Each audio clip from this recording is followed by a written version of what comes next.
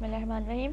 ठीक है, हम लोग स्टार्टिंग से स्टार्ट करते हैं। हम लोग विजुअल स्टूडियो, अच्छा आई होप विजुअल स्टूडियो से अपने घर पे डाउनलोड करके इंस्टॉल कर लिया, ऐसा ही है? ओके, ये खुल जाए फिर हम स्टार्ट करते हैं। ठीक है, ये विजुअल स्टूडियो कोड खुल चुका है। हम सबसे पहला काम क्या करते हैं, न्यू फाइल क्रिएट करते हैं। फाइल पे जाके भी कर सकते हैं वरना मैं यहीं से कर रही हूँ। और सबसे पहला काम हमने क्या करना होता है, इस फाइल को सेव करना होता है HTML फॉर्मेट में, ताकि वेब पेज बन जाए। ठीक है, जैसे मैं नाम दे देती हूँ, हम आज क्या पढ़ रहे हैं हम लोग देखते हैं एंड में। अभी मैं से फ़िलहाल classwork.html। ठीक है, एंड में HTML आना, .html आना ज़रूरी है, इसके बगैर ये HTML की फ़ाइल नहीं बनेगी। सही है। अच्छा, अगर वो जो स्ट्रक्चर कोड होता है क्या, जाहिर सी बात है, फाइल नेम तो आप कुछ भी दे सकते हो ना बेटा। ठीक है, अच्छा जो स्ट्रक्चर कोड लेकर आना होता है उसकी शॉर्टकट क्या था, एक्सक्लेमेटरी मार्क और एंटर। ठीक है, ओके, अब हम इससे डिस्कस करते हैं। हाँ जी जैद, ये लाइन क्या बताती है, क्या मतलब होता है इसका, क्यों लिखी हुई है?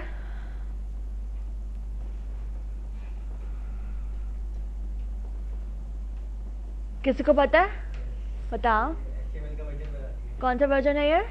HTML5। ठीक है, ये वाली जो स्पेसिफिक लाइन है ये HTML5 हम यूज़ कर रहे हैं, ये बता रही है। अच्छा, जैसे फॉर एग्जांपल कि विंडोज़ 10 है, उसमें जब विंडोज़ 10 रिलीज़ हुई होगी तो बहुत सारी नई चीज़ें भी आई होंगी जो पिछली विंडोज़ 8 में नहीं थी, राइट? तो विंडोज़ 10 के अंदर मैं पिछली सारी चीज़ें यूज़ कर सकती हूँ क्या, लेकिन विंडोज़ 8 जो पुरानी थी उसमें नई वाली चीज़ें यूज़ कर सकती हूँ? नहीं कर सकती, उसमें तो वो होंगे ही नहीं। तो सेम दैट्स फॉर HTML2। जो 5 वर्जन है उसमें सारी चीज़ें मौजूद है, तो पिछले वर्जन में मैं ये वाली चीज़ें यूज़ नहीं कर सकती जो इसमें प्रेजेंट होंगी। तो दैट्स वाई हमें मेंशन करना पड़ता है कि हम लेटेस्ट वर्जन यूज़ करें ताकि सारे फीचर्स हमारे पास इनेबल हो जाए। सही है। अच्छा, फिर ये HTML का टैग होता है जो यहाँ स्टार्ट हो रहा है और यहाँ ख़त्म हो रहा है, कौन बताएगा? उमर, ये वाला टैग क्या बताता है, HTML का टैग? वो तो उसके अंदर आएंगे। HTML टैग है क्या इटसेल्फ?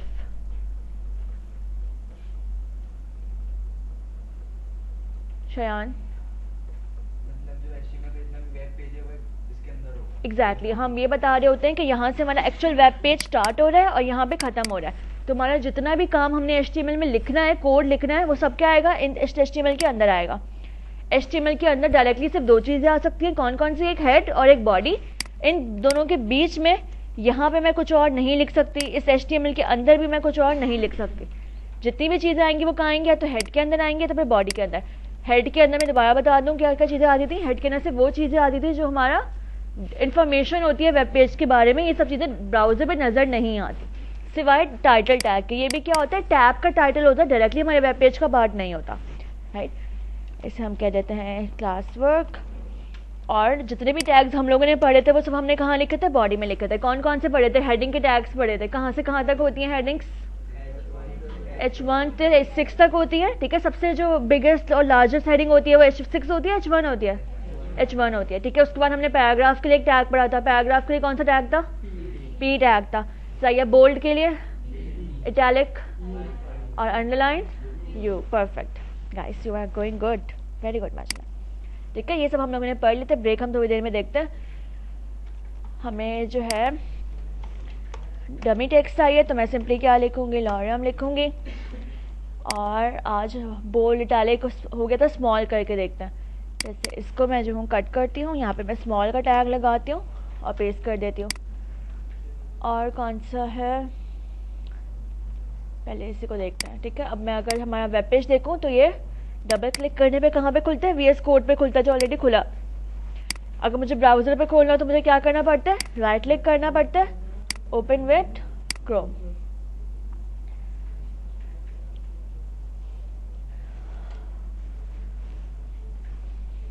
ठीक है, तो जो पैराग्राफ हमने यहाँ पे लिखा है अगर गौर से देखें तो ये जो हमने जिसमें स्मॉल टैग लगाया है ये बाकी सबके रेफरेंस से थोड़ा सा स्मॉल होकर नजर आ रहा है। ठीक है, तो स्मॉल का टैग क्या करता है, किसी चीज़ को स्मॉल में कन्वर्ट कर देता है। Why this is too anyways. इसके बाद स्मॉल का टैग हो गया, इसके बाद अंडरलाइन हम पढ़ चुके हैं ऑलरेडी। सबस्क्रिप्ट और सुपरस्क्रिप्ट पढ़ते हैं। सबस्क्रिप्ट जैसे अगर मैं पेंट खोलूँ, हम लोग लिखते हैं ना लॉग, जो हम लोगों ने MS वर्ड में भी पढ़ा था, लॉग। लॉग के अगर आगे हमें 10 लिखना हो तो 10 आगे नहीं आता, बेस में छोटा सा आता है, इसको हम क्या कहते हैं, सबस्क्रिप्ट कहते हैं। और अगर हम लोगों ने लिखना हो एक्स स्क्वायर, तो जो 2 होता है बराबर में नहीं आएगा, ऊपर आता है स्मॉल सा, तो इसको हम सुपरस्क्रिप्ट कहते हैं, और जो नीचे वाली चीज़ होती है उसे हम सबस्क्रिप्ट कहते हैं। तो अगर हमने HTML में log 10 लिखना हो तो log लिखते हैं, 10 कहाँ जाएगा, बेस में जाएगा ना, तो उससे हम क्या कहते हैं, सब का टैग में आते हैं। सबस्क्रिप्ट के लिए हम सब का टैग लिखते हैं, इसमें हम 10 लिख देंगे। और अगर मुझे x की पावर 2 लिखना है तो मैं क्या लिखूंगी, x SUP2। सेव की फाइल मैंने यहाँ पे आके रिफ्रेश किया, 10 आ गया बेस में, x जो है पावर में आ गया। ठीक है, सबस्क्रिप्ट और सुपरस्क्रिप्ट। इसके अलावा कौन सा रह गया, ब्लॉक कोड्स रह गए, pre formatted code and comments. जैसे अब क्या था, ब्लॉक कोड था ना, तो मैं कोई कोड ढूंढ लेती हूँ। Nelson Mandela,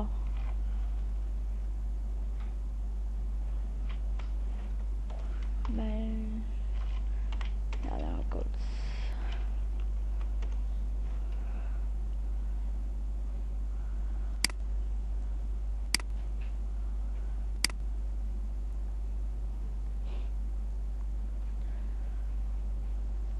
Where are the codes?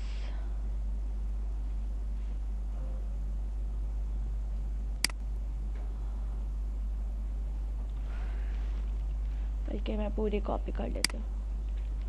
ठीक है, मैंने कोई भी एक कोड है वो कॉपी कर लिया। मैं नीचे आ रही, जैसे हम पैराग्राफ का टैग लिखते हैं ना, अगर हमने कोई भी कोटेशन लिखना है, कोटेशन तो पता है ना, किसी का भी कोई सेइंग्स होती हैं, वो हम लोग अपने वेब पेज में अगर लिख रहे होते हैं, तो उसके लिए मैं क्या लिखती हूँ, मैं पैराग्राफ का P यूज़ नहीं करूँगी, ब्लॉक कोड के नाम से मेरे पास पूरा का पूरा एक टैग मौजूद है HTML5 में, तो मैंने वो लिखा, उसके अंदर आके मैंने ये लिखा, और डैश नेल्सन, स्पेलिंग वेलिंग नहीं आती मुझे, मैं मंडेला यहाँ से कॉपी कर रही हूँ। ठीक है, अब हम इसको रिफ्रेश करते हैं अपने वेब पेज को सेव करने के बाद। तो अगर हम इसको देखें ना, तो ऑटोमेटिकली गैप थोड़ा डिस्टेंस देकर आ रही है। मैंने एक डिस्टेंस नहीं दिया क्योंकि मैंने ब्लॉक कोड वाले टैग में डाला है, तो उसने ऑटोमेटिकली उसको थोड़ा डिस्टेंस से करके दिया। और I don't know if there is some change or not. ठीक है, तो ये ब्लॉक कोड्स के लिए होता है। अच्छा, इसके अलावा हमारे पास एक और होता है, ये जो कोटेशन मार्क है, तो हमने इंटरनेट से कॉपी किए थे, तो इस तरह के आ रहे थे। अगर हम लोग HTML से कोटेशन मार्क डालना चाहें ना, तो उसके लिए भी एक टैग होता है जिसे हम कहते हैं क्यू टैग।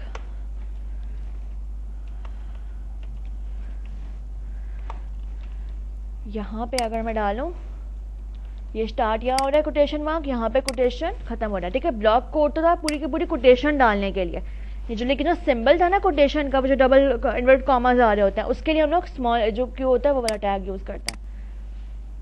ठीक है, तो ये जो कोटेशन है आप लिखे हुए नहीं हमारे कोड में, कहाँ से आ रहे हैं, ये इस क्यू के टैग से आ रहे हैं। सही। अच्छा, अब अगर मैं बोलूँ कि नेल्सन मंडेला जो है ये इसी लाइन पे लिखा हुआ आ रहा है, मैं बोलूँ मुझे इसी लाइन पे कोटेशन चाहिए, ये जो चीज़ लिखी हुई है मुझे नेक्स्ट लाइन पे चाहिए, तो क्या करना चाहिए, मुझे ब्रेक कर देना चाहिए। अच्छा, बिल्कुल एग्जैक्टली यही करना चाहिए। एक टैग होता है BR का। अच्छा, अगर पहले हम इसको ना ऐसे ही करके देखते हैं, मैंने क्या किया, HTML में उसको नेक्स्ट लाइन पे एंटर करके भेज दिया, लेकिन अगर मैं यहाँ पे रिफ्रेश करूँगी ना, यहाँ पे वो अभी भी सेम लाइन पे ही मौजूद होगा, राइट। क्योंकि यहाँ पे हम लोग, अगर हम लोग गौर से देखें ना, तो हम लोग क्लीन कोड लिखने के लिए क्या कर रहे होते हैं, बहुत सारे एक्स्ट्रा स्पेसेस दे रहे होते हैं, बिला वजह में एंटर कर रहे होते हैं, ताकि हमारा कोड रीडेबल हो, हमें पता चल रहा हो कि टैग कहाँ शुरू हो रहा है, कहाँ खत्म हो रहा है। यहाँ पे हमने बहुत सारे स्पेसेस दिए हुए हैं, ये सब स्पेसेस हमारे ब्राउजर पे डिस्प्ले नहीं हो रहे होते डायरेक्टली, राइट। तो इसलिए अगर हम लोग यहाँ पे भी बहुत सारे एंटर देंगे ना, तो उसे लगेगा हम सिर्फ कोड लिख रहे हैं। ठीक है, हमें ब्राउजर पे नेक्स्ट लाइन पे भेजने के लिए क्या करना पड़ेगा, टैग से ही बताना पड़ेगा कि हमें इस चीज़ को नेक्स्ट लाइन पे भेजना है। तो उसके लिए हमें भले सामने ही लिख दो, लेकिन इससे पहले मुझे एक टैग लगाना पड़ेगा BR का, विच इज़ ब्रेक। ब्रेक करने का मतलब लाइन ब्रेक कर दो। तो अब अगर मैं करूँगी तो वो उसको नेक्स्ट लाइन में भेज देगा। क्लियर, कोई प्रॉब्लम, कोई टैग रह गया हमारा, या बस ब्रेक हो गया, बोल्ड हो गया, italic, underline, subscript, superscript, pre formatted रह गया वो छोटा सा, और कमेंट रह गया। ठीक है, ये सब करो। कौन कौन से किए हमने, स्मॉल वाला किया है, सब और सबस्क्रिप्ट और सुपरस्क्रिप्ट क्या है, ब्लॉक कोड क्या है, क्यू क्या है और ब्रेक क्या है। ठीक है। अच्छा, इसमें हमारे सिर्फ प्री फॉर्मेटेड टैग रह गया। प्री फॉर्मेटेड टैग क्या होता है मैं बता देती हूँ। फॉर एग्जांपल मैंने कोई बहुत बड़ा सा पैराग्राफ लिखा और इसको हम थोड़ी फॉर्मेटिंग भी कर लेते हैं ताकि पता चले पैराग्राफ कहाँ स्टार्ट हो रहा है। यहाँ मेरा एक पैराग्राफ ख़त्म हो गया फॉर एग्जांपल, और यहाँ मुझे एक और पैराग्राफ चाहिए था और इसके नीचे मुझे एक और पैराग्राफ चाहिए था। सही है। तो अब मेरे एक ही पी टैग में कितने पैराग्राफ लिखे हैं मैंने? 3 लिखे हैं। लेकिन अगर मैं यहाँ पे आके रिफ्रेश करूँगी तो मुझे 3 पैराग्राफ नज़र आ रहे हैं क्या? एक ही नज़र आ रहा है। ठीक है। तो सबसे पहली बात, जैसे हमने ब्रेक पढ़ा था ना, तो हम अगर यहाँ पे एंटर कर रहे होते हैं या बहुत सारे एक्स्ट्रा स्पेसेस भी डाल रहे होते हैं तो यहाँ पे वो सब चीज़ें फील नहीं हो रही होती। वहाँ पे स्पेसेस भी नज़र नहीं आ रहे, एंटर कीज़ भी नज़र नहीं आती। अगर मुझे इनको मल्टीपल पैराग्राफ में ब्रेक करना है, मुझे एक्चुअल में तो 3 पैराग्राफ ही चाहिए थे, तो मुझे क्या करना चाहिए? Any idea? हाँ, ब्रेक तो कर सकते हैं, वो नेक्स्ट लाइन पे चले जाएंगे, लेकिन वो 3 पैराग्राफ तो नहीं बनेंगे फिर भी। हाँ, नहीं, मुझे क्या करना चाहिए? मुझे इन तीनों को अपने अपने पी टैग में डाल देना चाहिए। ये पैराग्राफ खत्म हो रहा है, इसको मैंने एक पी टैग में डाला। ये स्टार्ट हो रहा है, कंट्रोल एक्स करके यहाँ पे पी डाल दिया, और जो लास्ट वाला स्टार्ट हो रहा था उसका पी टैग ये रहा।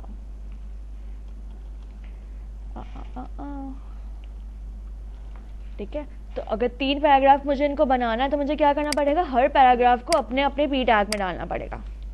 अब मैं अगर रिफ्रेश करूंगी तो हर पी टैग जो अलग लाइन से स्टार्ट होता है, तो अब ये 3 पैराग्राफ बन चुके हैं। सही है। हर चीज़ में लाइन ब्रेक यूज़ नहीं होती। ब्रेक हम सिर्फ तब यूज़ करते हैं जब हमारे पास हमें ब्लॉक कोड के अंदर रहते रहते कुछ चीज़ को ब्रेक करना था। क्लियर है? अच्छा, इसके अलावा जो है अब हम प्री पर आते हैं। एक चीज़ तो लेकिन हमने पढ़ ली कि जो एंटर की कीज़ हैं और टैब की कीज़ हैं, स्पेसेस हैं, वो सब एक्स्ट्रा नज़र नहीं आती, सिंगल सिंगल ही काउंट होती है। लेकिन अगर मैं वो सब चीज़ें दिखाना चाहूँ तो एक होता है प्री टैग। दिस मैंने एंटर दबाया, टैब दबाया, इज सम फॉर्मेटेड टेक्स्ट। ठीक है। यहाँ पे मैंने एंटर किया, टैब की प्रेस की, एंटर किया, बहुत सारे टैब्स हैं, एंटर, और यहाँ पे बहुत सारे टैब्स हैं, और अगेन एंड सो ऑन। जो प्री का टैग है इसका मतलब क्या होता है? Pre formatted. तो अगर मैं इसको रिफ्रेश करूँगी तो जिस तरह से मैंने वहाँ पे एंटर स्पेसेस जितने भी दिए ना, वो यहाँ पे सारे रिफ्लेक्ट होते हैं। ठीक है। तो अगर हमने प्री फॉर्मेटेड का मतलब कि जो हमने फॉर्मेटिंग HTML की फाइल में की है ना, वो एज इट इज़ फॉर्मेटिंग हमें ब्राउज़र पे भी नज़र आएगी। सही है। क्या नाम है इस टैग का? Pre formatted. ठीक है। शॉर्ट फॉर्म में हम प्री लिखते हैं। इसके अलावा एक लास्ट चीज़ रह गई है which is called comments. Comments अगर हमें टाइप करने हो तो हम क्या करते हैं? Angular bracket, exclamatory mark, dash dash, और जब ये ख़त्म होते हैं तब भी इसी तरह से होता है। ठीक है। सिर्फ एक्सक्लेमेटरी नहीं आता, ये होता है। इसमें क्या करते हैं? अगर मैं यहाँ पे लिखूँ दिस इज़ अ कमेंट और अपने वेब ब्राउज़र पे रिफ्रेश करूँ, जो इसके ऊपर चीज़ थी प्री वाली वो तो नज़र आ रही है, लेकिन क्या ये चीज़ मेरे वेब ब्राउज़र पे नज़र आ रही है? नहीं आ रही। तो ये जो लिखे ना हमने, ये जो पूरा ये वाला सिंबल लगा के हमने लिखे, इसे हम कहते हैं कमेंट्स। क्या कहते हैं? कमेंट्स। अच्छा, कमेंट्स होते क्या हम बे समझते हैं। कमेंट्स 2 तरह की चीज़ों के लिए यूज़ होते हैं। पहली चीज़ होती है डॉक्यूमेंटेशन। डॉक्यूमेंटेशन का मतलब, जैसे फॉर एग्जांपल अभी तो हमारा बहुत छोटा सा, हम सिर्फ सीख रहे हैं, बहुत सारी चीज़ें सीख रहे हैं। अब मुझे जो ना याद रखना हो बाद में जाकर कि मैंने ये जो काम लिखा था, कोड लिखा था, किस चीज़ के लिए कोड लिखा था। आज तो मैंने काम किया, मुझे याद है। क्या मैं 3 दिन के बाद खोलूँगी मुझे याद रहेगा मैंने किस चीज़ के लिए लिखा था? नहीं रहेगा। ह्यूमनली पॉसिबल ही नहीं है कि हम हर चीज़ याद रख सकें। तो हम क्या करते हैं? डॉक्यूमेंटेशन के लिए यहाँ पे कमेंट लिखते हैं। कमेंट की शॉर्टकट की या तो आप पूरा लिखो बैठ के, angular bracket, exclamatory, dash dash. Shortcut क्या होता है? Control slash. कंट्रोल स्लैश दबाओगे तो ये आ भी जाते हैं, कंट्रोल स्लैश लगाओगे तो ये हट भी जाते हैं। शॉर्टकट है ये, सिर्फ विजुअल स्टूडियो कोड पे चलेगा मोस्टली। अच्छा, इसके अंदर जैसे फॉर एग्जांपल मैंने क्या पढ़ा था? यहाँ पे सबस्क्रिप्ट पढ़ा था ना, यहाँ पे मैं लिख दूँ सबस्क्रिप्ट। क्योंकि ये कमेंट है, मुझे वेब ब्राउज़र पे नज़र नहीं आएगा ये, लेकिन जब मैं अपनी फाइल खोल के देखूंगी तो मुझे पता चल जाएगा कि मैंने ये जो कोड लिखा हुआ है ये किस लिए लिखा हुआ है? सबस्क्रिप्ट के लिए लिखा हुआ है, राइट। जैसे यहाँ पे मैं ब्लॉक कोड करी थी ना, यहाँ पे मैं लिख दूँ लर्निंग टू ऐड कोटेशंस, ठीक है। तो ये जो जितने भी कमेंट्स होते हैं ना, ये आपके ब्राउज़र के लिए नहीं होते, ये तो आप क्या कर रहे होते हो, अपने कमेंट्स लिख रहे होते हो, अपनी डॉक्यूमेंटेशन कर रहे होते हो कि मैं बाद में अगर खुद से फाइल खोलूँ तो मुझे पता हो कि मैंने कोड लिखा था, क्यों लिखा था। एक तो अपने लिए भी लिख रहे होते हैं, और सेकेंड चीज़, अभी तो हम लोग वेब डिज़ाइनिंग सीखेंगे, हो सकता है आगे जाके हम लोग जो वेबसाइट बना के दे रहे हो, किसी ने हमें हायर किया, बोला वेबसाइट बना के दे दो, हमने पूरी वेबसाइट बना दी। अच्छा, जिसने हमसे बनवाई है आगे जाके उसने लॉन्च भी कर दी वेबसाइट, पूरी दुनिया यूज़ भी कर लिया, लेकिन ज़रूरी तो नहीं है ना कि अगर आगे जाके उसे चेंजेस करवानी हो अपनी वेबसाइट में तो वो हमें ही हायर करे दोबारा। वो किसी और डिज़ाइनर को बोल सकता है मेरी जो है कुछ चेंजेस करके दे दो, पॉसिबल है। तो जो दूसरा डिज़ाइनर होगा ना, जो आपकी वेबसाइट में चेंजेस करने जा रहा होगा, उसे कैसे पता कि जो है हेडर का जो कोड है या कोई इमेज है वो कहाँ लिखी हुई है, ठीक है। तो ये जो कमेंट्स हम लिख रहे होते हैं ना, ये डिज़ाइनर या डेवलपर्स जो भी हो गए उनके लिए भी हेल्पफुल होते हैं कि उन्होंने कुछ चीज़ फाइंड करनी है, तो ये कमेंट्स हेल्प आउट करते हैं कौन सी चीज़ कहाँ स्टार्ट हो रही है, कहाँ खत्म हो रही है, कहाँ मिलेगी, ठीक है। तो कमेंट्स किस चीज़ के लिए यूज़ होते हैं, पहले डॉक्यूमेंटेशन, सिंपल, ठीक है। आप कोई भी कमेंट लिख रहे हो तो डॉक्यूमेंटेशन करने के लिए। सेकंड चीज़ एक और होती है, जैसे फॉर एग्जाम्पल कि ये अभी तो 2-3 लाइनों का कोड है, लेकिन एक्चुअली मैंने ना कोई बहुत बड़ा सा HTML कोड लिखा होता, ठीक है, बहुत बड़ा सा HTML कोड लिख दिया, लेकिन जो ना बाद में मेरे जिसके लिए मैं वेबसाइट बनाई थी उसने मुझे बोला कि ये अभी यहाँ पे नहीं चाहिए, ये मुझे किसी और पेज पे शायद आगे जाके चाहिए, यहाँ से हटा दो। तो मैंने जो कोड लिखा था वो तो मैंने बहुत मेहनत से लिखा था, अगर मैं हटा दूंगी तो जब मुझे कहीं और बाद में कभी यूज़ करना पड़ेगा तो मुझे क्या करना पड़ेगा, वही दोबारा लिखना पड़ेगा, राइट। उसे तो वेबसाइट में नहीं चाहिए, उसने हटाने को बोल दिया। तो इससे बेटर कि मैं वो कोड हटाऊँ, मुझे सिर्फ ब्राउज़र पर नहीं चाहिए ना, तो मैं इसको क्या करूँ, कंट्रोल/ करके कमेंट कर दूँ। अब ये वही सिंटेक्स था जो स्टार्ट कर रहे हैं हम, यहाँ पे कमेंट ऐड कर रहे हैं। अब मेरा जो HTML का कोड है वो कमेंट आउट हो चुका है ना, तो कोड मेरी फाइल में तो एग्जिस्ट करता है, लेकिन ब्राउज़र पे नज़र आएगा, ये नहीं आएगा क्योंकि कमेंट आउट हो चुका है, राइट। तो आपकी कोई इंपॉर्टेंट फंक्शनैलिटी जो आपने ब्राउज़र पे शो नहीं करनी हो लेकिन फाइल के अंदर सेव करके रखनी हो, तो इसको आप क्या करते हो, कमेंट आउट कर देते हो इस तरह से, ठीक है। तो हमने 2 यूजेस पढ़े डॉक्यूमेंटेशन के। क्या, पहला डॉक्यूमेंटेशन था, सेकेंड चीज़ क्या थी, कोई यूजफुल कोड आपको चाहिए, आप उसको हटाने के बजाय क्या करो, कमेंट आउट कर दो, ठीक है। ओके, करो। हमने सिर्फ कौन कौन से 2 टैग्स पढ़े, प्री पढ़े और कमेंट्स पढ़े। ओके, अगेन मैं रिपीट कर दूं, इसके और इसके नीचे कहीं कुछ भी नहीं लिखते, जितना भी काम हमने करना होता है इस बॉडी के बीच में आके करना होता है और कहीं नहीं लिखना होता। और ये सब कोड, ये HTML का टैग, हेड का टैग, बॉडी का टैग, ये सब आपके एक HTML की फाइल में एक ही बार रिपीट होते हैं, मल्टीपल टाइम्स नहीं आ सकते, ठीक है। पैराग्राफ आपको 10 डालने हैं, आप 10 डालो, हेडिंग्स 10 डालनी 10 डालो, लेकिन बॉडी एक ही बार आएगा, हेड भी एक ही बार आएगा, HTML भी एक ही बार आएगा। क्लियर है? अच्छा, हम लोग क्या पढ़ रहे हैं, हम लोग अब जो नेक्स्ट टॉपिक स्टार्ट करें। जो बेसिक फॉर्मेटिंग टैग्स थे वो सारे हमारे कंप्लीट हो चुके हैं, ठीक है। कंटेनर वर्सेस स्टैंडअलोन रह गया, हम बाद में कर लेंगे, अभी हमने कोई देखा नहीं है, ठीक है। अब हम लिस्ट वाले स्टार्ट कर रहे हैं। लिस्ट हम लोगों ने MS ऑफिस में ही पढ़ी थी। कौन कौन सी 3 लिस्ट पढ़ी थी हमने MS ऑफिस में, और थर्ड कौन सी थी, ऑर्डर्ड, अनऑर्डर्ड, और जिसमें सब लिस्टिंग चल रही होती है, एक मेन लिस्ट चल रही होती है, उसके अंदर भी सब लिस्ट चल रही होती है एंड सो ऑन, ठीक है। उसे मल्टी लेवल लिस्ट भी कहा जाता है। तो HTML में भी वही 3 तरह की लिस्ट होती हैं ऑलमोस्ट। पहले सबसे हम लोग देखते हैं अनऑर्डर्ड लिस्ट। अनऑर्डर्ड लिस्ट कौन सी होती है, जिनमें ऑर्डर मैटर नहीं करता, जिसमें बुलेट के सिंबल्स होते हैं, राइट। वो लगाने के लिए हम लोग जो टैग यूज करते हैं वो UL यूज करते हैं। कौन सा टैग है ये, U stands for unordered, L stands for list. Unordered list के लिए UL का टैग है, याद रहेगा ये, ठीक है। अच्छा, जैसे हम लोगों ने बात की थी ना कि हेड और HTML के अंदर हम लोग सिर्फ डायरेक्टली क्या लिख सकते हैं, हेड एंड बॉडी लिख सकते हैं, कोई तीसरी चीज़ खुद से नहीं लिख सकते। इसी तरह से UL के अंदर भी कोई रिस्ट्रिक्शंस है। UL के अंदर क्या है, मैं अपनी मर्जी से कुछ भी टाइप नहीं कर सकती, अलाउड नहीं है। UL के अंदर सिर्फ एक ही टैग अलाउड है, वो कौन सा होता है, LI। LI stands for list item, ठीक है। जैसे फॉर एग्जाम्पल अगर मैं कोई कलर्स की लिस्ट बना रही थी तो मैंने यहाँ पे H1 डाली, बाहर UL के कलर्स, ठीक है। ये हेडिंग डल गई, उसके नीचे मेरी लिस्ट स्टार्ट हुई। अब लिस्ट के अंदर मुझे जितने भी कलर्स के नेम डालने हैं ना, वो सब किस में आएंगे, लिस्ट आइटम में आएंगे। जैसे फॉर एग्जांपल ग्रीन डालना है तो उसके लिए एक LI बनेगा। नेक्स्ट आइटम डालना है लिस्ट का तो वो दूसरे LI में डालेगा। थर्ड डालना है तो वो थर्ड एल आई में डालेगा। ठीक है, और अब हम इसको रिफ्रेश करेंगे तो इस तरह से उसने, हमने क्या लिखा है, सिर्फ एल आईज लिखे, हर एल आई के लिए उसने क्या किया, बुलेट सिंबल जो ऑटोमेटिकली डाल दिया। ठीक है, इसी तरह से अगर मैं देखूं तो एक और लिस्ट होती है H2 में, अगर बोल दूं नेम्स,